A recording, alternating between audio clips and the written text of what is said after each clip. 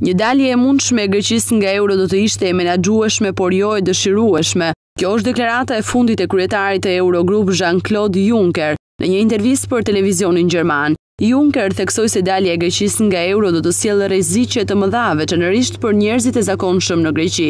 I pyetur nëse e përjashton kategorikisht daljen e Greqisë nga euro, Juncker u përgjigj: "Të paktën deri në fund të vjeshtës, por edhe më vonë gjithashtu." Kreu i Eurogrup do të vizitojë Athinën më 22 gusht për takime me kryeministrin grek. Dhe është hera e parë që ai bën një deklaratë të tillë me nota kaq pesimiste për të ardhmen e Greqisë. Ndërkaq agjencia e klasifikimit të kredive Standard & Poor's e uli borxhin e Greqisë edhe nga klasifikimi i qëndrueshëm në negativ për shkak të vonesave në zbatimin e programit ekonomik që kërkohet nga kreditorët ndërkombëtar. Në një deklaratë të saj, agjencia Standard & Poor's thekson se ka të ngjarë që Greqia të jetë detyruar të kalojë 7 miliardë euro ndihmë shtesë.